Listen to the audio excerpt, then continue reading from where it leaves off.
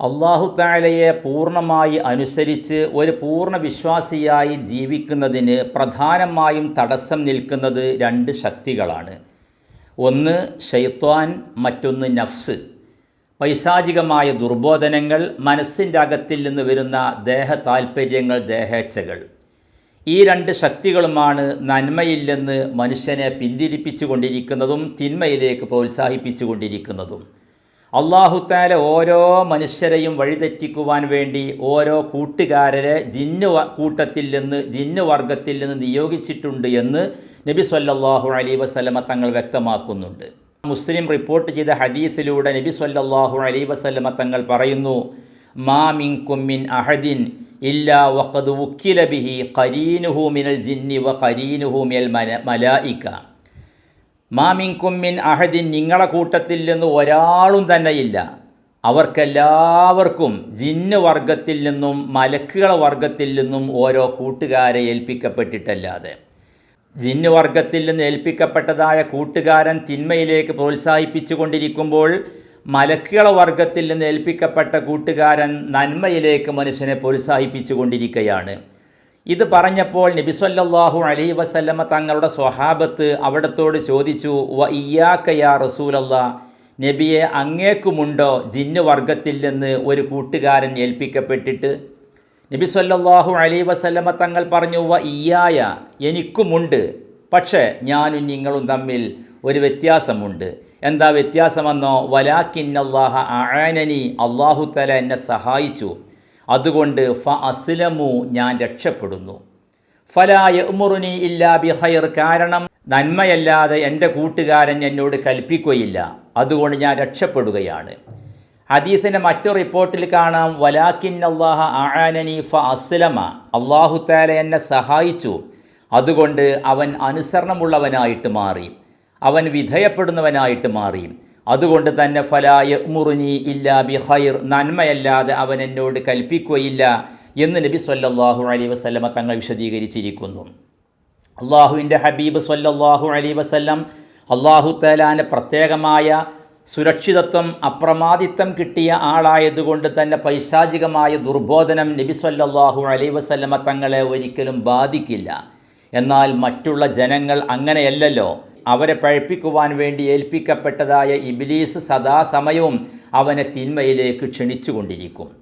ഈ രണ്ട് ശക്തികളും ജിന്ന് വർഗത്തിൽ നിന്നും മലക്ക് വർഗത്തിൽ നിന്നുമുള്ള ഈ രണ്ട് കൂട്ടുകാരും മനുഷ്യനെ രണ്ട് വഴിക്ക് നയിച്ചു കൊണ്ടിരിക്കുകയാണ്.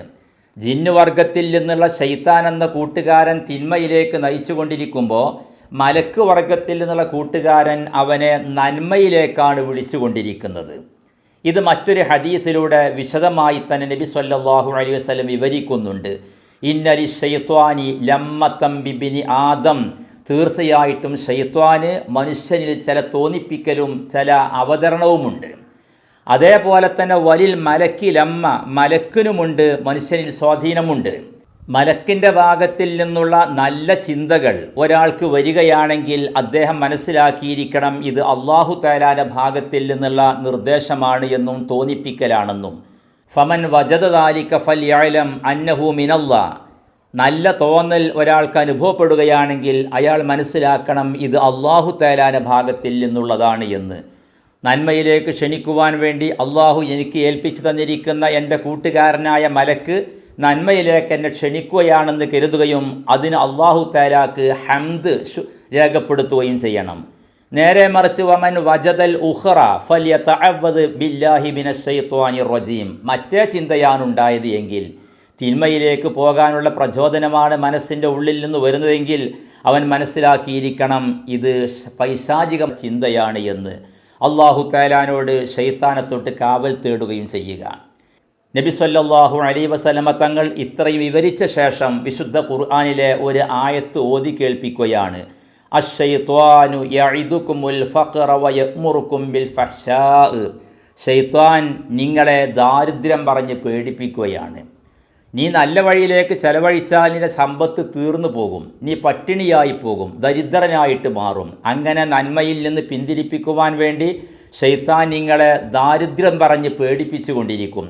വയഅ്മുറുക്കും ബിൽ ഫഹ്ശാ, എന്നിട്ട് പിശുക്കത്തരം കാണിക്കുവാൻ വേണ്ടിയും ചെലവഴിക്കാൻ വേണ്ടി അല്ലാഹു തആല പറഞ്ഞിരിക്കുന്ന ആ വഴിയിലേക്ക് ചെലവഴിക്കാതിരിക്കുവാൻ വേണ്ടിയിട്ടും അവൻ കൽപ്പിക്കുകയാണ്, പ്രോത്സാഹിപ്പിക്കുകയാണ് ചെയ്യുന്നത് എന്ന് വിശുദ്ധമായ ഖുർആൻ പറയുന്നുണ്ട്. ചുരുക്കത്തിൽ അല്ലാഹു തആലാന്റെ കൽപ്പനകളെ പൂർണ്ണമായി അനുസരിച്ച് ജീവിക്കുവാൻ തടസ്സമായി നിൽക്കുന്നത് ഒന്നാമതായിട്ടും പൈശാചികമായ ദുർബോധനമാണ്. അതോടുകൂടെ തന്നെ മനുഷ്യൻ്റെ ദേഹേച്ഛകളുമാണ്. ഈ രണ്ട് ദുശക്തികൾക്കും തടയിട്ടെങ്കിൽ മാത്രമേ പൂർണ്ണമായും അല്ലാഹു തആലാന്റെ ശരീഅത്തിനെ ഉൾക്കൊണ്ടുകൊണ്ട് ഒരു പൂർണ്ണ മുസ്ലിമായി ജീവിക്കാൻ ഒരാൾക്ക് സാധിക്കൂ. അല്ലാഹു സുബ്ഹാനഹു വ തആല തൗഫീഖ് നൽകി അനുഗ്രഹിക്കട്ടെ. വൽഹംദുലില്ലാഹി റബ്ബിൽ ആലമീൻ.